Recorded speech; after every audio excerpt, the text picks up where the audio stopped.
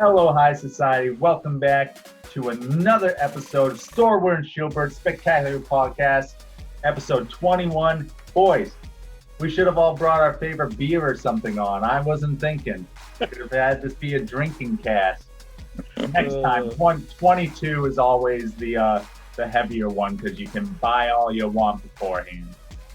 All right, so it's your commissioner, Ryan, head coach, Boston Braviaries. This week, I'm joined by Cole, head coach, Driftveil City Dragapults. First time on the cast. Finally, I've been trying to get his ass on here.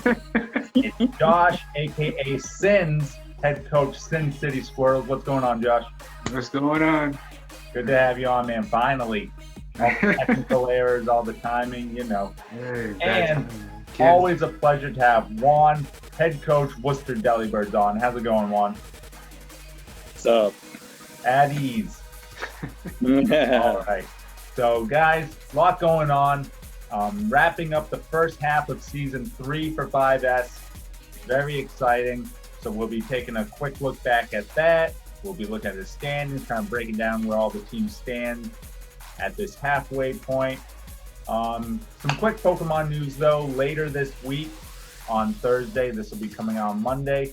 The Crown Tundra, the second DLC for Sword and Shield, will be coming out. So I know a lot of the coaches are already been messaging me saying that, they're getting excited to play the game again, not just battling in the society, but actually playing the game. And the big thing about the Crown Tundra is we're getting all the past legendaries, all the past mythicals all back. So I want you guys watching to comment below what legendary or mythical you're most excited to see back in Sword and Shield. Which one have you been dying to have on your team? And guys, let's all just go around and say what legendary or mythical we're most excited to see back in the game. Cole, why don't you go first? Probably just the Hoenn ones and the Ultra Beast. Those were fun to use. Yeah, the Ultra Beasts, yeah, that's true. They're coming back too. I'm excited to have a couple of those back. A lot of them are getting some good new moves too. Stack Attack with Body Press. Oh. Kartana's going to be a beast with Grassy Grassy Glide, yep, for sure. Josh, how about you? You got a favorite legendary coming back? I don't know. I honestly don't even follow anything about it, but really. The new stuff, I don't know anything about. All I know is the original. So I have to go back to old school, I guess. Whatever is old school legendary. There you go. Well, they already have the couple. Well, I guess the legendary birds will be coming back. Zapdos, Moltres, and Articuno. You can look forward to those coming back. Some OG legendaries that weren't already in the game. Plus their new Galarian forms, which I think looks pretty cool. I'm excited to see what their stat breakdown is for that. Juan, how about you? What legendary or legendaries are you most excited to see back in the game? I would say Groudon or Entei from Gold and Silver. The one of the 3 legendary dogs. I would say between those two, I would say, because I like Groudon looks cool, and Entei was my favorite of the 3 from the Gold and Silver era. I think Entei is having some sort of buff too. I forget what it was. I think he's finally getting access to his hidden ability and competitive, something like that, which is, I think it's Inner Focus, which now has been buffed to negate Intimidate, which is huge for Entei when it comes to competitive. So Entei could be pretty good, especially with its signature move, Sacred Fire. So that's awesome. And but the question is, will he be available season 4? I'm not putting any bets down, but I'm sure he will be. So I think season 4 is going to be a big power jump in this side. Let's just say that with all these legendaries and mythicals coming back in. And I think isn't Dragonite coming back too? Yep, Dragonite coming back. Garchomp, Metagross. Yeah. So all those. A lot of pseudo legendaries. Yeah, this is going to be a big power jump in the game for sure. As far as I go for legendaries, yeah, probably the bird trio from Gen 1. I'm most excited to have back with their delaying forms. So that would be mine, especially Zapdos. I always like Zapdos. Yeah, he was my favorite of the three. Yeah. In your Pokemon Stadium tournament, I wanted him banned, but Yeah, hey, give everybody Zapdos. You still won, so I did, but even though I had won even Zapdos more handily if nobody could use Zapdos. Would have been good. All right, guys. So with that out of the way, let's take a look at the society. So we're still waiting on one game, Josh. But we have the standings up here.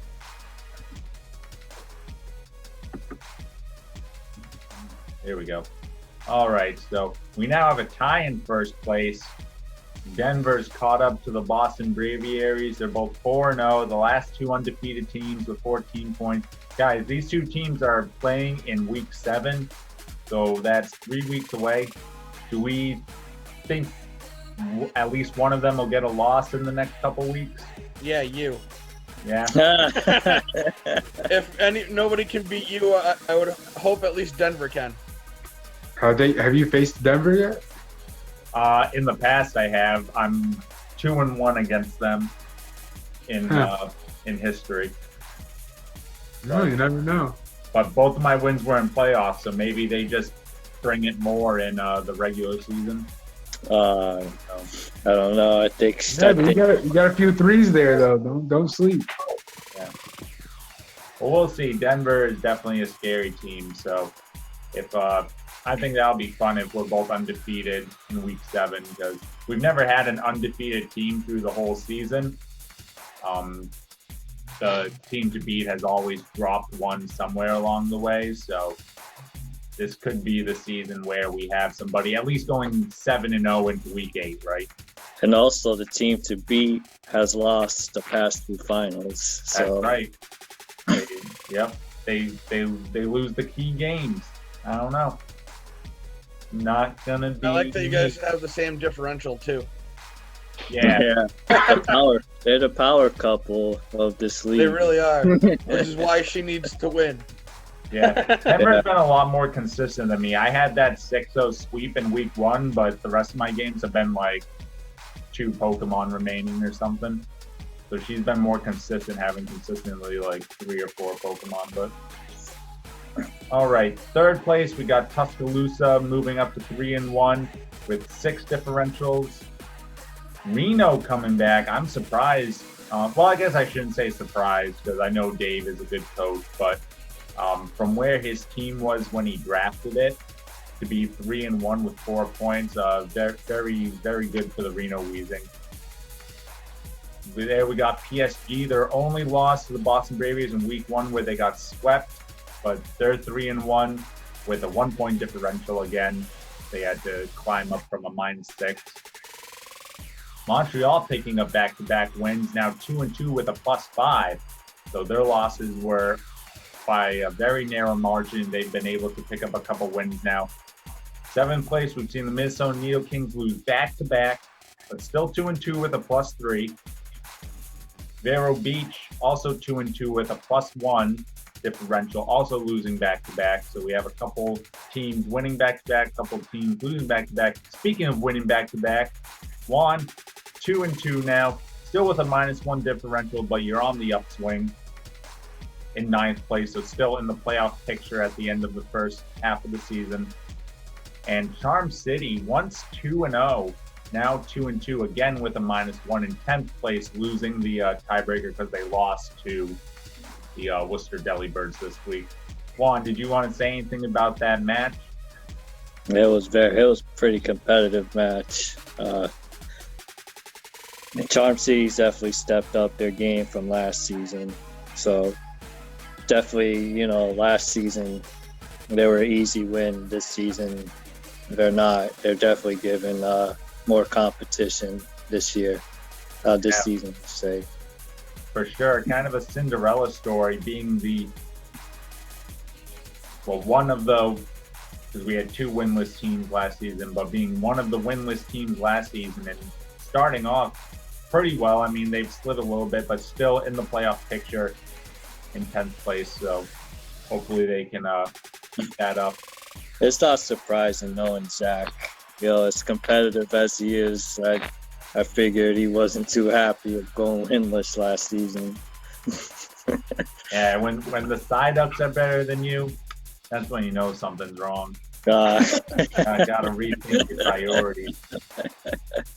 All right, currently in 11th place, we got Jake and the LA Kinglers.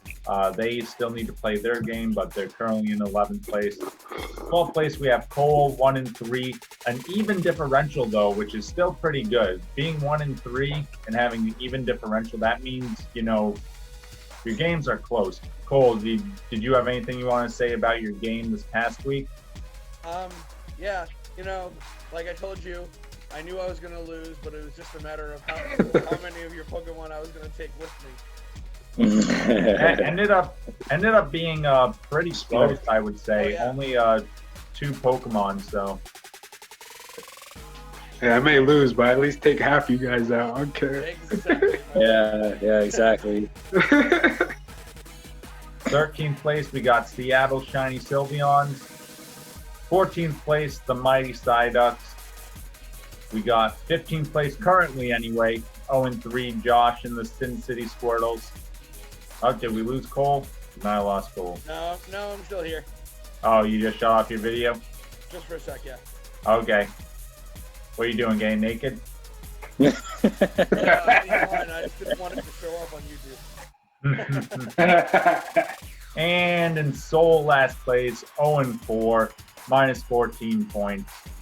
Damn. On in the Slateport City Sableyes, but she made an interesting trade this week, which we'll take a look at in a moment. Okay. Actually, let's take a look at trades real quick. I'm gonna pull that up here. All right, we'll just rattle these off, see what happened in week 4. So, free agent transactions, and we'll kind of go through these. Cole, I don't know if you want to talk about yours. Driftveil City Dragapults added Galarian Rapidash and dropped Galarian Stunfisk. What was your thought behind that?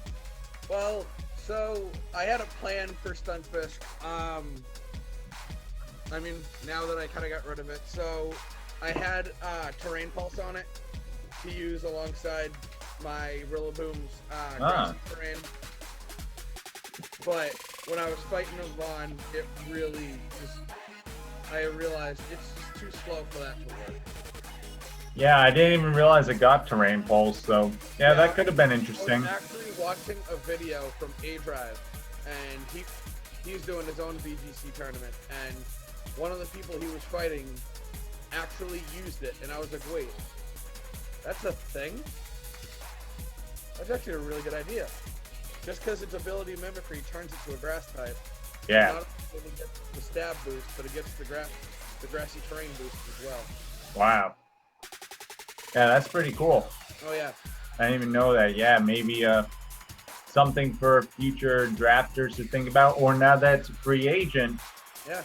If somebody who has a terrain setter wants to pick it up, could be an interesting pickup. Next, we got the Montreal Milotics added Poltegeist and dropped Haxorus, which if you haven't watched that video, we'll put the card up there. But Poltegeist almost went ham. I'll say that. Poltegeist was going to kill some things, but Minnesota had an answer for it. Vero Beach, they added Stuckle, dropping Centiskorch. So getting a little bit more of a support Pokemon. I like that pickup. Juan, what do you think about Stuckle being on the team now? Aside from Delibirds, Shuckle's the other GOAT of Pokemon. Nah, but all joking aside, I think it's a good move. Yeah. Like you said, it support Pokemon. It's what that team needed. So it was, I think, a smart move. Yeah. And if you watch that battle from this week, Shuckle got up Stealth Rocks, and I think those Stealth Rocks alone did more damage than any other move that any of the other Pokemon played. Yeah, Self rocks is definitely no joke. That's why I'm glad I have it. That's right. Got to get that up there, especially against certain teams and certain Pokemon for sure. It does a lot of damage. All right. For your Boston Braviaries, we dropped Rhino the Rhydon, and we picked up Frostlass the Silver Sable. Check out our fan page where you can see some cool copy and paste art that I did with Frostlass. Actually, maybe I'll just show that right here. Why the heck not? Why not? You know, it's like, Yeah, why the heck not? I have to say, you kind of surprised me. I never would have thought of running triple axle with it, because usually it's a special attacker. It actually, you know, in past, it was cool, but for those who want to see the Silver Sable right there. But now it has a physical Ghost Stab and Poltergeist, and actually its physical attack is 5 points higher than its special attack. Okay. But it's only Ghost moves used to be Shadow Ball and Hex, so everyone would run it as Gotcha. as special, but now physical is the way to go because you have Poltergeist, you have Icicle Crash, Triple Axle, Ice Shard. So you can do a lot more with it now, to be honest. All right, going back to the free agency. Minnesota picked up Haxorus after Montreal dropped it and dropped Slowbro. Cole, what do you think about this pickup? Because I had a conversation with Minnesota. I don't know. I mean, I like both of them. Haxorus, obviously, a little more than Slowbro because it's just really cool. I mean, it depends because Slowbro can tank some hits. Haxorus, not so much. Haxorus is more of a strike first and hard. Otherwise, it's kind of dead.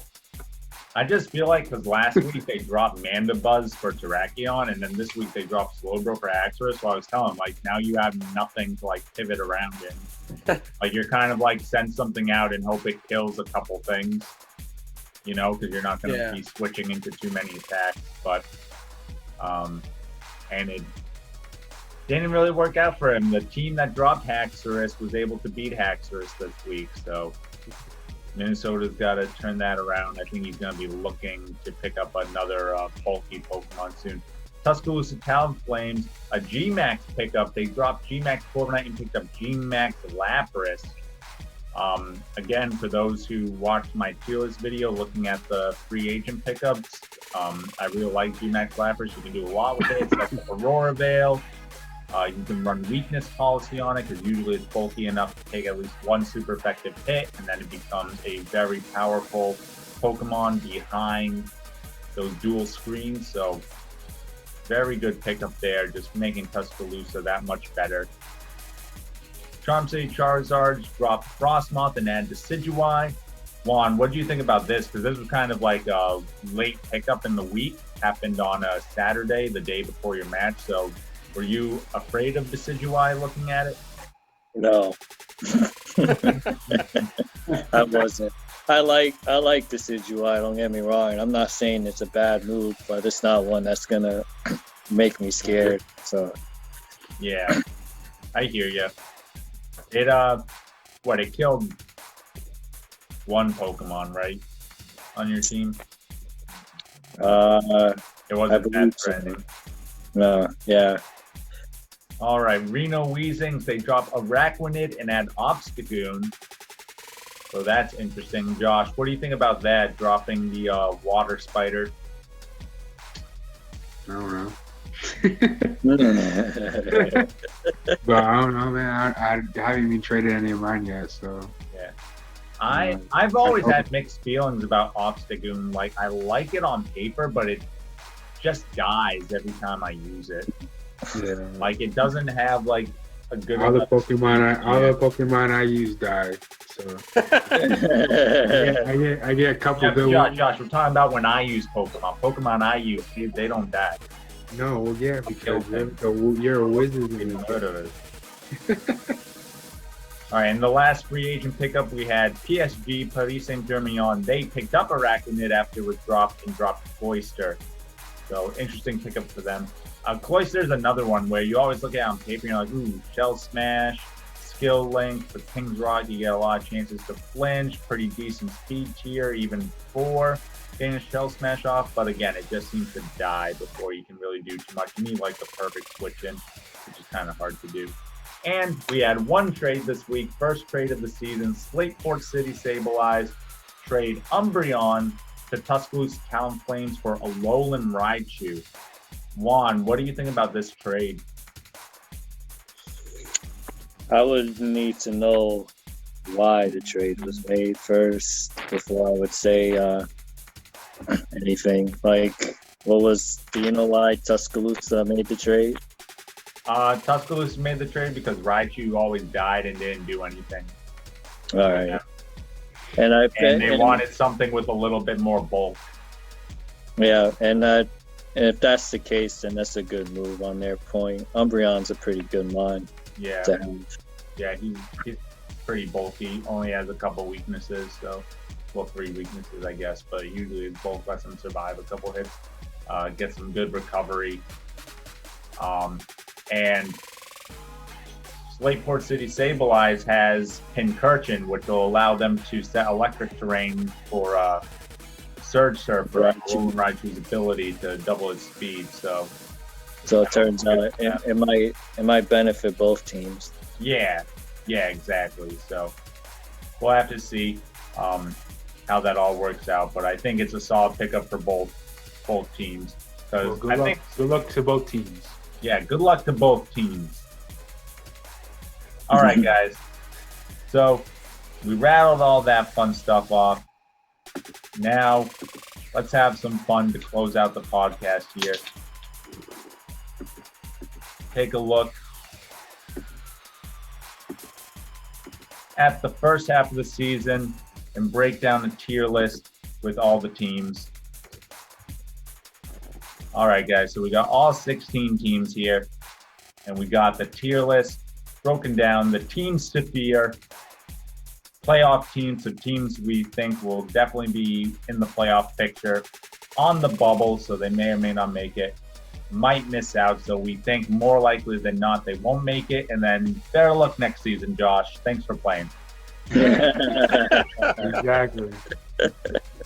All right. I'll be properly trained by then. There you go. Yeah. 8 weeks in the gauntlet. I mean, well, okay, I say that, but then I look at Ali and the Mighty Psyducks, and he's gone 20 weeks in the gauntlet now, and still. So I can't say that playing more games makes you a better player. So no, true, but I don't really play them at all. Ali takes it like a champ. I'll take the Psyducks embrace their role, although the Squirtles might be vying for that position as well. You never know. I might come up next season. I'm an underdog. There you go. You could be the next Charm City Charizard next season. There's always going to be a season, and there's always going to be a champion. So that's right. I will never give up. All right, so start off Tuscaloosa Town Flames. So, Juan, why don't you tell me, where would we put Tuscaloosa here? Team to fear. Team to fear. Currently third place, 3-1, but a couple very nice pickups this week. So I think they're definitely trending up. Yeah, I would put them as a team to fear. They have a lot of scary Pokemon. Dracovish, of course. Their own Talonflame is always a strong choice. Now they got T-Max Lapras. Now they have Indeedee, who has really come in clutch for them the last couple of weeks, kind of picking up those last-second wins for them. I would like to see them get a couple more utility mons, but I mean, there's still plenty of weeks left to go. All right, Cole, Boston Braviaries, ya boy. Better luck next season. Yeah, better luck next season. Yeah, there's no 3-time. It's only the 2-time. Right? It's like the presidential terms. You can't be it more than twice.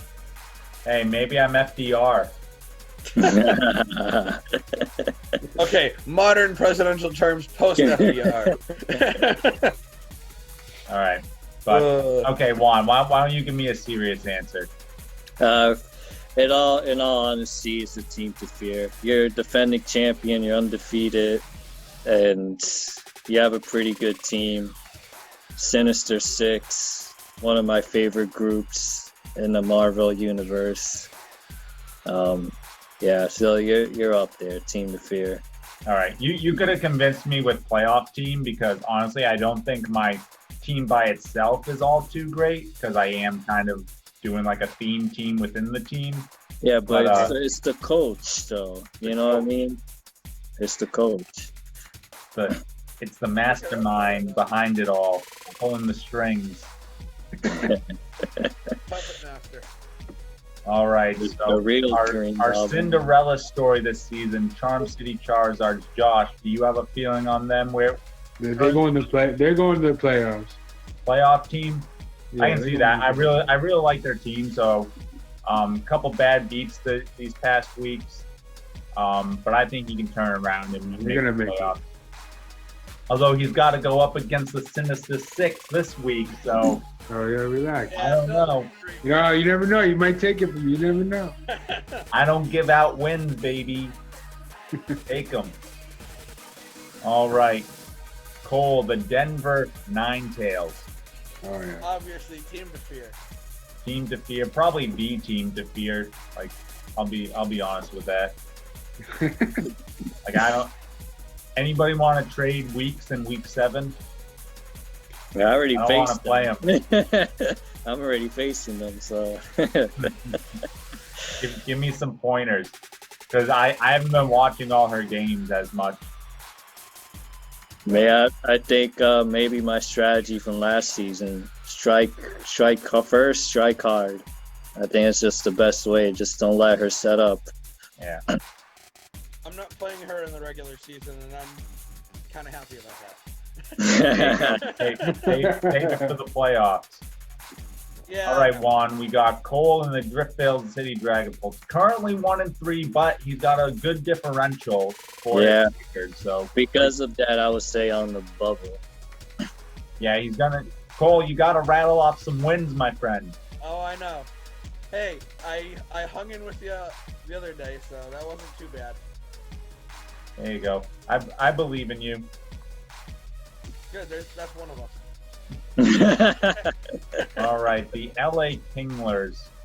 Josh, you got to play these guys. So where do you think they're going to end up? They're 1-2 right now. Yeah, they're one. They're on the bubble. I think. On the bubble? You never know what could happen tonight too. So. Yeah. I can see them being on the bubble. I like their team. I think their team is pretty solid. They're maybe missing like one more piece to like be like a complete team, but I think they have a lot going for them. Like they have a lot of scary pawns. Yeah, let's see what's going on with the next couple seasons. They might make it to the playoffs. You never know. Josh is playing for season 5 already. Oh yeah. All right, Minnesota Nido Kings. 2-2, a couple tough losses. Cole, what do you think about Minnesota? Let me look at I don't remember exactly what their team is. They got G-Max, Blastoise, Galarian Darmanitan, Haxorus they just added, Bisharp, Terrakion. Very offensive team. What's their score? 2-2. Ooh. I mean, if he keeps running Bisharp with the setting up, he might. I'd say throw him up with Charm City in playoffs. Ooh, yeah, he might. Possibly. That Bisharp's a beast. But he didn't use the shiny one this week, and he lost. That's fair. Like, you gotta use the shiny. you gotta intimidate. You gotta strike the field. Yeah, my Right? Cole, when I shiny saw Charizard adult Sprout come out, when I saw that shiny Dragalge, I was like, this is gonna be a match. Like you see that shiny pop out, and you're like, okay, this is legit. We ain't catching these guys on Route 2. You know what I mean? So I think I've talked with Matt, head coach of Minnesota already, but you gotta he gets stuck in his ways and becomes very predictable. So I just caution him, That's why change up his I'm track. kind of on the like him. I feel like he's between on the bubble and playoff team because I feel like at some point he might, other teams are gonna figure him out. Yeah. And he's got a tough schedule coming up. He's got to play against Montreal. He's got PSG this next week, who has been on the upswing. He's got he just played against Montreal, but he's going up against PSG. He has to go up against Charm City. So he's got some teams he's got to take on there. All right, next we got Montreal, currently 2-2, but with a very nice differential, +5. So that's super high for being 2-2. Yeah, that's playoff. That's playoff material. Yeah. They're a playoff team. They're probably. I think they're ahead of Minnesota at least. I don't know if they're ahead of Charm City. They probably are, but we'll just put them there. They're getting hot. Yeah, they're getting hot at the right time. They made some tweaks to their team after week 2, after losing 2 very close games, and it's really paid off for them. And I would say, getting hot, PSG. I would say I put them ahead of even Charm City. Yeah, for playoff team. Yeah, because I really like their team, and I think after that first week, I feel like they've been on a roll. I believe one of your videos you had them as a new team to fear, and I agree with that. I mean, I wouldn't put them up there yet, but they're trending that way. They're right? trending that way, yes, definitely. Like when we do this at the end of the regular season before playoffs, you wouldn't be surprised if they're up here. No, I wouldn't at all. Yeah. I could see them. I know they just picked up Araquanid, which I'll be interested to see what they do with it on their team. So with that, okay, Mighty Psyducks for Ali. Juan, I'll let you rip the Band-Aid off. Where's he going?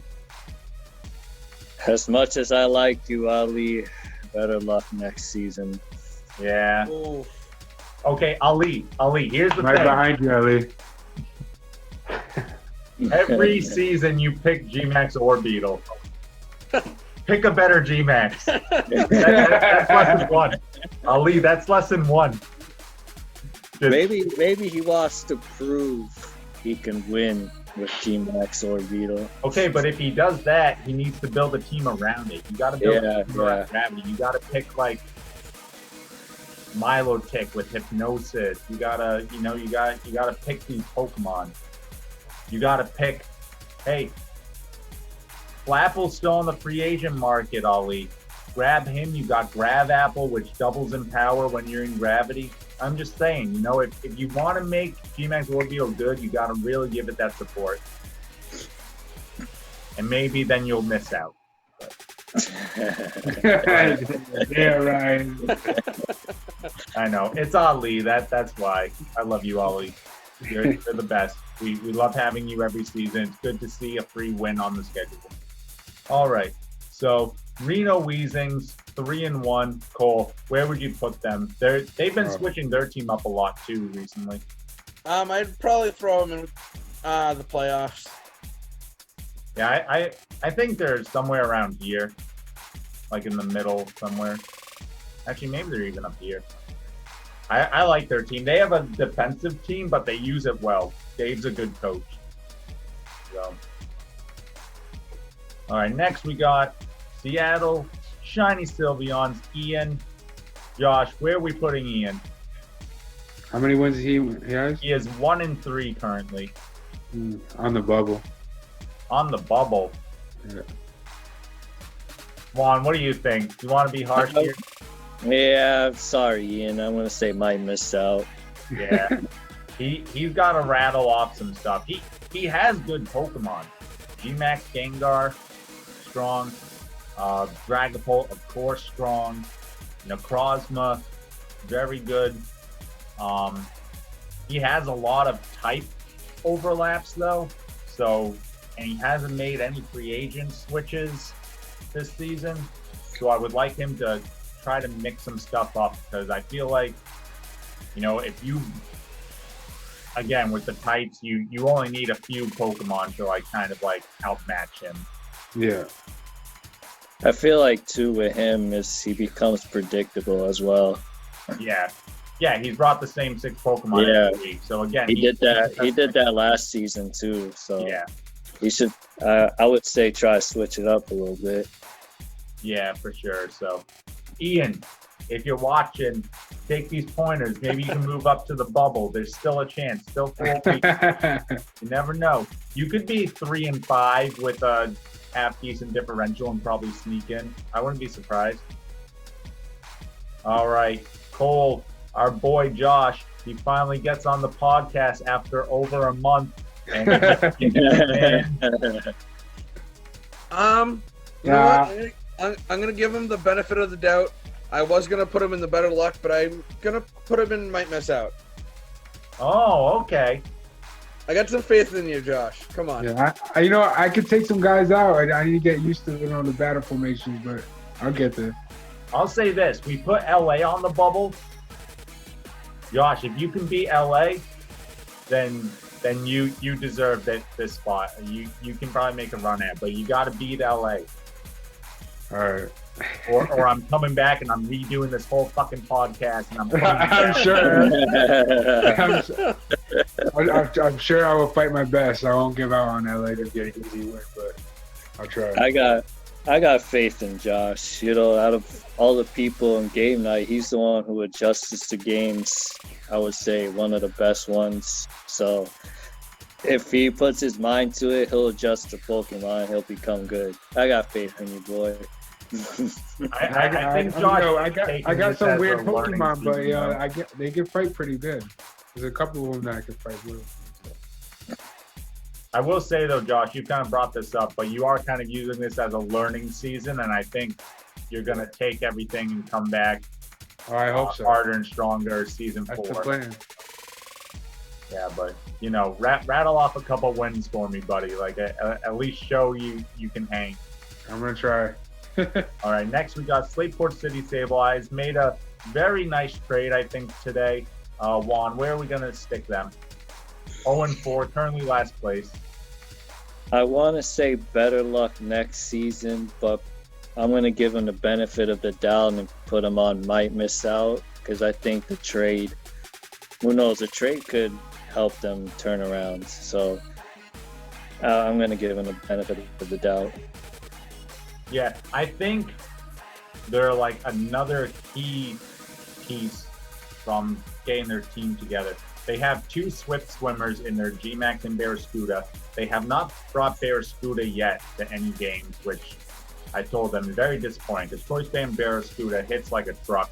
You get flip turn, close combat, poison jab, liquidation. So very good. Psychic Fang if you want that. So Politoed's on the free agent block as a range setter. I know it would give them 3 water Pokemon, but it's an option, right? Against something that doesn't have crazy amounts. And even if someone has lightning Pokemon, you can run Lightning Rod on your Pinchurch and switch it in and get boosts and everything with that. So I would like to see something like that, and I would like to have them bring their A-tier Barraskewda to a couple games. You draft your A-tier, bring it, Yvonne. Bring it. Unleash the fish.